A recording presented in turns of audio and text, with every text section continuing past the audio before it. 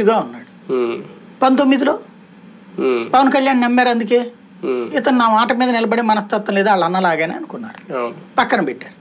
తర్వాత మళ్ళీ నమ్ముదామని చూశారు, ఇతను నమ్మించలేకపోయాడు. ఎందుకని ఒక్కొక్కసారి ఒక్కొక్క మాట చెప్తుండే. ఇంతకుముందు చంద్రబాబు పాలన బాగాలేదు, 2018 అంతా జెండాలట్టుకు తిరిగి 19లో వచ్చేటప్పటికి జగన్ చెండాల పోడు, జగన్ రాకూడదు అని చెప్పి తిరిగి మళ్ళీ ఆ తర్వాత వచ్చేటప్పటికి ఇప్పుడేమో చంద్రబాబు నాయుడు పాలనే బాగుంది, జగన్ పాలన బాగాలేదు అని చెప్తుంటే వాళ్ళకి తెలియదా ఎవరి పాలన బాగుందో ఎవరి పాలన బాగాలేదు?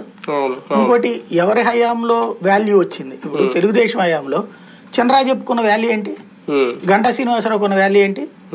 వాళ్ళ తెలుగుదేశం పాలనలో కాపుల్లో ఒకే ఒక్కడు సక్సెస్ఫుల్ లీడర్, అతనేమో మాస్ లీడర్ కాదు, అతనే నారాయణ.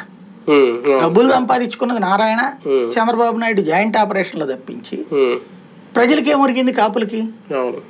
అలా కాస్తో కోస్తో కాపులతో మమేకమయ్యి డీల్ అయ్యేటువంటి వీళ్ళందరినీ పక్కన పెట్టేసి నేను 100 కోట్లు అంతా ఖర్చు పెట్టారంట కదా ముందు మంత్రి పదవికి, అందుకని సంపాదించుకుంటూ ఉంటారు. అమ్మక్కరమనండి. అదే అంటే మరి డైరెక్ట్ గా మంత్రి పదవి వచ్చిందంటే అదే ప్రజల నుంచి వచ్చిన నాయకుడు ఏం కాదు కదా. చెప్పమనండి, అమ్మక్క 100 కోట్లు ఆయన ఖర్చు పెట్టాడు కాబట్టి చెప్పలేరు కదా.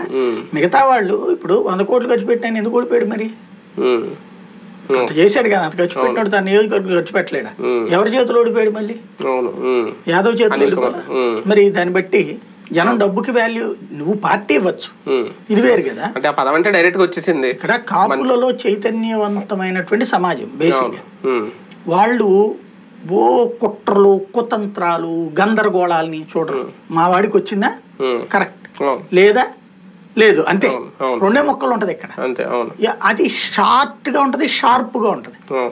కాబట్టి పవన్ కళ్యాణ్ ప్రస్తుతానికి నమ్ముతున్నారా లేదా అంటే, నమ్ముతున్న వాళ్ళ సంఖ్య కంటే కూడా నమ్మని వాళ్ళ సంఖ్య ఎక్కువ ఉంది. క్రమంగా అది ఎక్కడికి తీసుకెళ్తాడనేది ఆయన చూసుకోవాలి.